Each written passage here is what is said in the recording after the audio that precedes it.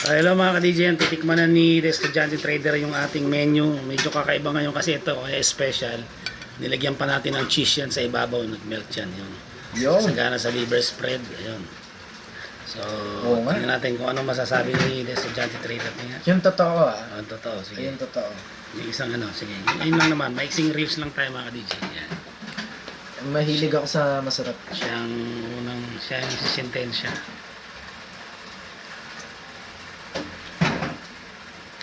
Malambot naman. Malambot naman. Oo. Ngayon, isang ano ko lang.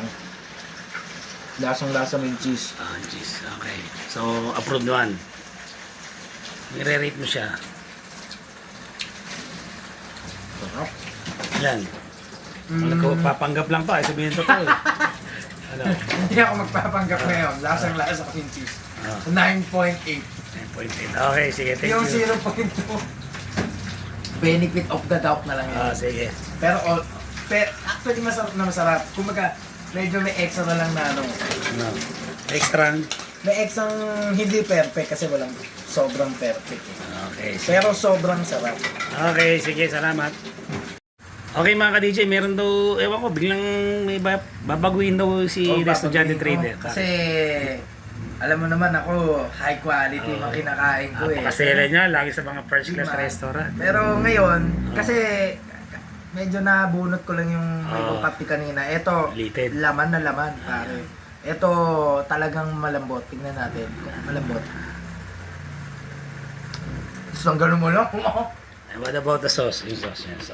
Ayan. Apakasarap. Ayun ang isa din yung gustuhan ko. Kasi kitang-kita niyo yung cheese, no? Ayan.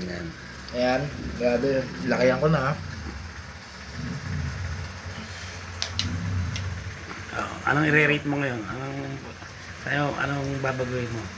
Kanina, ilan? 9.8. 9.8. Ngayon, natagdagan na 0.2, guys! Ano na? 10! Perfect 10! No joke, masarap talaga. Especially pag bagong luto. Pagka hindi tinipid sa salsa, sa seasoning, sa fresh mga natural, karne, fresh, malambot. Andito na lahat, 10 over 10. Okay, nahiya sa atin mga ka-DJ. Okay, salamat sa compliment. Hindi yun eh. Hindi lalasa, yung pagmamahal na binus doon.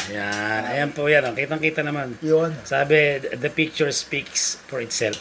Yun. Sige, salamat mga ka-DJ. Salamat sa comment ni The Estudyante Trader para mas ma-motivate pa tayo magluto sa mga susunod.